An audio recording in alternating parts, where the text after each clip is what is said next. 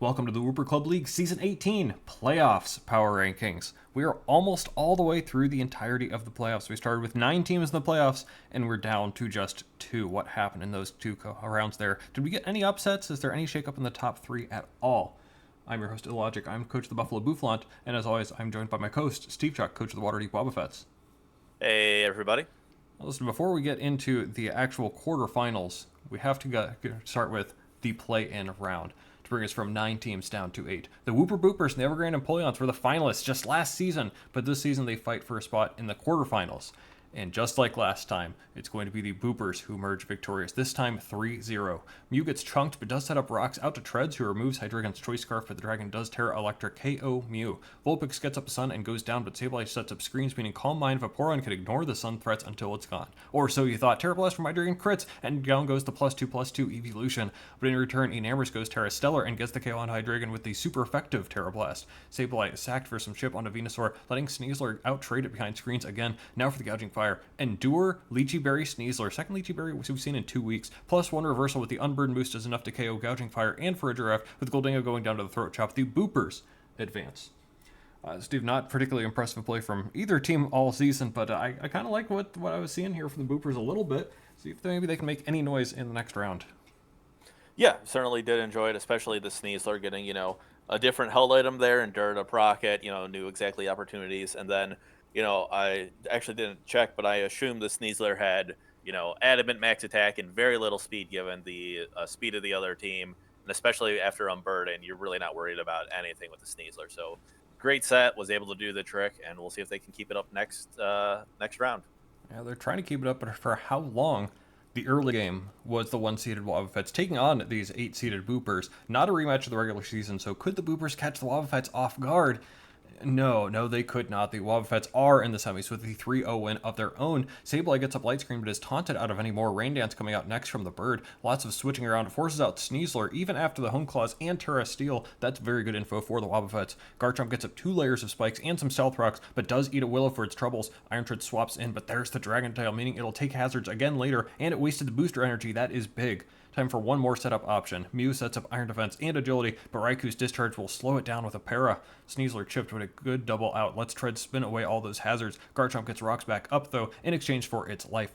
Back to Sableye and Torn, repeating the first couple of turns, and it reveals Weather Ball to absolutely chunk the Rotom. Enam in chooses to Healing Wish to give Mew a second lease on life, but the switching lets Glamora get off a Meteor Beam to KO Rotom, with another one taking the full 2 turns to KO Sableye. Sneasler stops the Glamora menace before it gets out of hand, but yeah, maybe it is just too little too late. Hurricane gets the Revenge KO and the Toxic Debris plus Torn's Taunt, keeping Mew in check long enough for Raikou to finish it off. The Wobbuffets with the playoff win. Steve, it says 3-0, but I think it was just a little bit of switching around at the end there to finish things off. Really good handling of some of those big threats early in the game. It looked pretty clean, and you're on to the semis.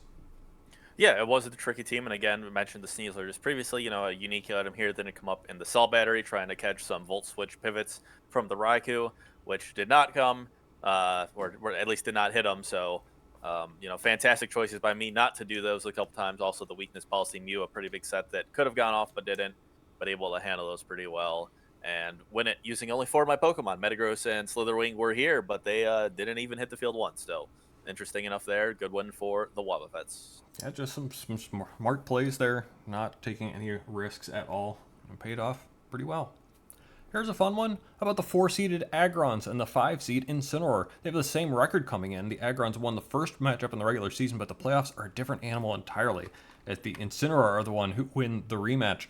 Turn 1 goes well for the Agrons as Gliscor gets up the Poison Heal for free, but on the knockoff into Marshtomp, the starter goes wild. Ice Beam does 100% to them on the Incineroar. Swore they would take down this time. Big first blood. A lot of switching around up next. Skeldurge gets the burn off into Greninja, which lets Cryo tank its hit easily and KO with the Freeze Dry, but it's time. D-Dance on Clear Body Dragon Ball. Terra Blast getting the Oko right after that into Tauros, immediately returned by Terra Ogerpon, KOing it right back. Skeldurge tanks Fortress, but I don't think Darkspawn minds, as they're trading hits and recovery. Ogerpon trying to do something about it, but Ivy Cudgel only does 69 as Darkspawn takes the KO. Not nice. It's gonna get worse too as it wishes back up on the Cryogonal. The Bread Dog wins that trade to KO the Snowflake. Well, Skeldurge doesn't have the ability to outtrade, and Roaring Moon certainly doesn't want any of that smoke as it gets Oko. Darkspawn with a clean sweep at the end as the Incineroar move on. Yeah, this was an interesting sticking point. Previously, in their first matchup, the Installer just could not break through that Gly score. I think that's how the Agrons are built, to have a couple of their defensive pieces be able to pivot around forever until it's time to win. But this time, the tables have turned, and Doxmon walls the entirety of the Agrons team here. Crazy. Yep, great choice with the Marshtomp here, having Ice Beam. The Glass Cores thought it was free, and breaking through that piece early really opened things up. And then, yeah, the Doxbun here coming in on the Skelders, getting the well-baked body boost to its defense, giving it that extra bulk.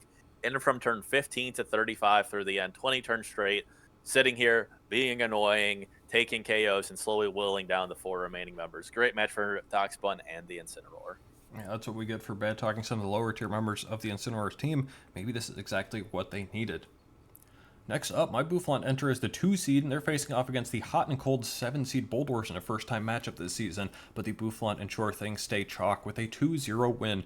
The Boldors with the turn 1 T-spikes to apply some pressure over time, even as Glowking gets low. It pops Raging Bolt's balloon, but Sandy Shock swaps in on Dragon Pulse. Both electric types trade out as Bolt is left on just 8%. Screamtail in on Ogerpon to paralyze it, set up Stealth Rock, and chip the surprisingly bulky pawn a bit so it does go down. But Scizor gets the easy revenge KO. Bundle takes rocks, and Raging Bolt is sacked to the Terrawater Paradoxmon, but in comes Download Porygon 2. Sinistra Calm Minds, but Shadow Ball is doing so much. Porygon still has half its health left when the T goes down. Glowking in and out to get Regenerators. Porygon recovers, and Bundle takes advantage of that with the Encore. As Encore ends, it clicks it again, but there's Scizor. A couple of Bullet Punches used to bring Bundle into Trapinch range, who KOs with First Impression, and if that weren't enough, Glowking goes down to EQ from the speedy Antlion. Trapinch goes down to Cinder, but Great Tusk easily cleans up the Bouffalant advance. Look, it's the week of low-tier ground types. What can I say? Trapinch actually pretty nice there to be able to cleanly finish off him on there. Outspeed the Glowking, get a KO. It seemed like this more so the Porygon 2 show with some setup from some friends, which is kind of neat to see. The low tiers doing a lot in these first-round matches. Yeah, and I'll once again highlight the Trapinch there coming in, picking up the KO with First Impression, and then really key there was outspeeding the Slowking. Trapinch, of course, I believe naturally slower, but Slowking's stuff typically not investing. No reason to not invest in some speed. Outspeed the Slowking there and pick up that quote surprise KO, really opening up the end game here. Although I think Great Tusk had it either way. Yeah, just kind of neat to see Trapinch 3 KOs this season against Palafin, Iron Bundle, and Galarian Slowking. Pretty neat. Marshtomp doing a similar thing here with back-to-back weeks, getting KOs against Great Tusk and the Gliscor. So pretty neat there to see us use some of those lower tier monsters we love about draft. And finally, yet another new matchup as the 3-seeded Noctowls face the 6-seed Corviknights. But maybe Calgary didn't show up to this one because the Noctowls laid the smackdown on them. How'd that happen? Tropico sets up Stealth Rock and chunks Keldeo, then Clefable chunks Dragalge and gets the momentum with the eject button, plus Meowscarada gets the knockoff on Corviknight, chunking everything.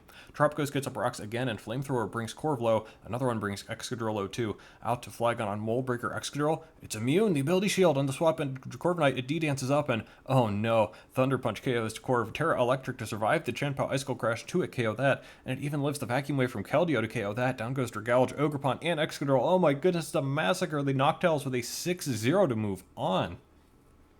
Well, sometimes a set like this will surprise you. The ground types continue to dominate this week, I suppose, but that's a Terra Electric. That's no weaknesses with Ability Shield for the Mold Breaker. Perfectly set up. Yeah, really great to see the Flygon here. Flygon's one of those, borderline mods where it's like, it's got to be good. It's got to have something. All sorts of coverage, reasonable stats, and, Dragon Dance especially, and, Terra giving it some extra boosts, and, it doesn't need the extra coverage this time. But pairing that with the Ability Shield, that was a fantastic moment watching this one. Coming in on Mold Breaker, Earthquake, and seeing, Immune, and, Greg of the Calgary team here starts thinking, what the heck is your item? Ability Shield was pretty clear to some of us, and everyone eventually landed on it. We're throwing all sorts of suggestions as to what fake ability could certainly be doing it. Shout out to Utility Umbrella. That protects Levitate Mons for sure. Absolutely. We'll always have fun in the chat here. Stop by if you're in the league. Anytime we have a match, it's a blast in there. As we look at the standings, oh boy, Steve, it looks like it's the usual suspects. The Agrons choke again. Calgary chokes again. The Boulders cannot get their playoff win. The Boopers, after their Miracle Run last season, are out. It's the top 3 7-1 teams, as we expected, and the Incineroar joined the party again. They seem to be the perennial semifinals team by this point as well. Any surprises here? I mean, no. There's no surprises in the 4. we kind of expected big three. We all ended up, 1, 2, and 3. So easier matches going in against the seeding. The Agrons were able to handle last time, but as you mentioned, the Incineroar keep making it to semifinals, and here they are once again. And of course, if the Agrons keep choking in the playoffs, both of their legacies can continue, and the Incineroar here and the Agrons are not. Moving on to power rankings, say we saw what the matchups are ahead of time. As anticipated, the Noctowl and Bouffalant both won, so that means they're going to end up facing each other. That means Steve, your Wobbuffets have an easier time here against the Incineroar. Not to disrespect the Incineroar, they did get a playoff win that they earned, but it's not quite the same as facing the Noctowl and Bouffalant. Really, the only difference we have otherwise, though, I did petition to move my Bouffalant down a slot here. Maybe not so strong a showing the past couple weeks. Yes, a couple more wins in a row, but they're starting to look a little, I'm not sure, a little shaky potentially. Any thoughts here on our 4 teams ranked here in the power rankings? I mean, yeah, you covered it very well. We knew getting the 1 seed was going to be big for the Wobbuffets here, as the Noctowls and Bouffalant are seeded to hit each other, and as the none of the top 3 were upset. Here they are hitting each other, certainly close. Noctowls had a very dominant quarters win. Let's see if they can roll that into a semifinals here against the Bouffalant and the Incineroar. They've made it, and this is their chance now to get a big upset and move on. But they'll have to get through the Wobbuffets, a tough team certainly. Absolutely, and I don't know, maybe if I had to pick one team outside of the top 3 to get that upset, Incineroar continued to prove us wrong, so why not them? We get one last look here at the semifinal schedule. The Wobbuffets face the Incineroar, Bouffalant face the Noctowls. The first one is a new matchup, but the Bouffalant Noctowls faced off in just week 6. That's the Noctowls' only loss this season. So as we're going to move on to the semifinals, we're starting off with the rematch between my Buffalo Bouffalant and the Newport Noctowls. Both teams 8-1 to this point in the season. Did the Bouffalant lose to the rematch and drop to both of the other top teams, or the Noctowls simply have to hope the Bouffalant aren't in future seasons? It's going to be the latter. The Noctowls lose only to the Bouffalant in the regular season, and then again in the playoffs, the Bouffalant have won 9 games in a row. Turn 1, Misdreavus takes Chip and misses Willow into Raging Bolt, which is rough. Then, as Clefable survives and wishes up, River comes in to lay down some T-Spikes, but it does get T-Waved in return. But Raging Bolt is back in, tanks a Moonblast. Will the second T-Bolt do enough? It does. Clefable is down, but Tropios is in. It spins away T-Spikes after Raging Bolt at least breaks the Terra Shell, and then River is sacked. But here we go. It's time. Screamtail is in with the booster energy, and Calm Mind's up on Tropios. Wishes up, gets up another Calm Mind while chipping it more, and then in comes Heatran. It taunts Screamtail in between a pair of Focus Blasts. Both of them hit, and down goes the Heatran. And Palafin gets activated, but Misdreavus is sacked in exchange. Palafin in, but Dazzling 2 at KOs, so it only gets off 1 hit. Yes, Grotessack. Tropios gets a bit more chip in too, but it's just not enough. Screamtail with 5 KOs to lead the Bouffalant into the finals. Well, whether the Incineroar win or lose, here's maybe a little bit of revenge, getting the sweep onto the Noctowls team, who's has gotten a couple of very interesting sweeps the other way here this season. Every Screamtail player's dreams. Surely the offensive stats will come around at some point. Screamtail able to carry this one pretty well after the Clefable went down. Yeah, great showing from the Screamtail. And, I've had it before, and certainly always, the offensive stats aren't what excite me. It's the move pool and trying to get something going there. I have the bulk, I have Wish. Certainly I can make use of that, boost up enough to get the damage, and here it is. Very interesting, turn 15, the choice by the Noctowls to switch out the Terapagos. Perhaps worried about Psyshock, not wanting to get into a Calm Mind war, but it would have been interesting to see what happened if the Terapagos stays in. Of course, Focus Blast super effective, but with all the boosts, potentially Terra Starstorm can outpace it. The healing on the one side versus not on the other, though. Likely goes, tried to get Heatran in while they could, but Focus Blast puts a quick end to that. And, at that point, there's nothing stopping the Screamtail. Tears through the rest of the team. Yeah, Willow dodge and then hitting 2 Focus Blasts. Watch out, rest of the league, if I'm lucky too. Whoo, boy. In our other semifinals match, the Waterdeep Wobbuffets are heavy favorites on the Cincinnati Incineroar, but the Incineroar's team is insane and they are motivated. But it's not quite enough. The Wobbuffets escape with a 1-0 win to stay the course. Glamora and Kingambit exchange damage and hazards, Kingambit getting the KO and the rocks up, but Glamora gets up 2 layers of spikes, 2 layers of T-spikes, 30% off Kingambit and its Shuckaberry. Prim comes in, sets up a Calm Mind, KOs Kingambit, taking almost half its health in the process. Gren hits the Sludge Wave into Garchomp, but check out this double switch from the Wobbuffets into Slitherwing on the Fortress. It doesn't get a chance to spin because Spikes did damage to break Sturdy, and then Flare Blitz gets the KO. Iron Moth absorbs T-Spikes, but Meloetta tanks it with ease and KOs back with Psyshock. It's going to do a bunch to Dragon Ball too, enough to put it in first impression range for another KO. Landers gets the revenge, but in comes Torn to trade damage with it. Gren now needs to KO 3 Mons to get a win. KOs Torn with Sludge Wave, then Prim with Sludge Wave. Is it locked in? It is. The choice item means it won't be touching Terra Steel. Garchomp, who cleans up the last KO. The Wobbuffets are in the finals. The same story as before, Steve. It looks like it's only a 1-0, but probably just a little bit of safe play at the end there, and to what ended up being a pretty nice guaranteed win there. Right. Yeah, great overall here. But the yeah, as you mentioned in the end game, once Greninja was locked into Sludge Wave, easy options. However, the Wobbuffets, myself playing it safe, didn't quite realize about the specs, didn't run those calcs, but worried about that Terrified Terra Blast, but as it was, able to hold it out. Some interesting rolls in there, of course. The first impression on the Dragapult, a pretty key item, going in my favor after the Psyshock did not, but all in all, able to keep it together, and we'll be moving on to the finals once again. It looks pretty familiar, doesn't it? Bouffalant and the Wobbuffets, the last two teams left. Quick note here on power rankings. We're actually going to swap things up a little bit and put my Bouffalant all the way up. We started off at 3, move up to 1 here. I'm on a 9-game win streak. Wobbuffets have had a couple close games. I just kind of decimated the Noctowls there. Don't know how lucky that was, how it wasn't. It looks like a coin toss for right now. But there's plenty of chance to talk about ourselves in a little bit. Any other notes on power rankings at this point? Yeah, it comes down to being close, and the Wobbuffets had the edge in power rankings for the last couple of rankings just because of the easier path to the finals. But we're in the finals, so the path there doesn't matter anymore. It's just about winning this last game. That's all it is. That's all it's ever been. The finals. It's you and me against Dave. We really need to keep meeting like this. It's always a blast to have these matches with you, and it's strangely enough not the first time we've met this season. The first time we met this season, the very first game of the season. Also, the last time that the Bouffalant lost. My one loss came to the Wobbuffets. Wobbuffets' one loss came to the Noctowls, who are out. The Noctowls' 2 losses now have both come to the Bouffalant. So, am I going to end up being able to overcome you and be able to beat both of the other top 3, or are you going to be my kryptonite and beat me twice? This should be a fun finals. Very much should be. We did take about a year off of facing each other in the finals. We both make one other finals appearance, taking some seasons. But here we are back at it again. I'm sure everyone missed us in the finals here.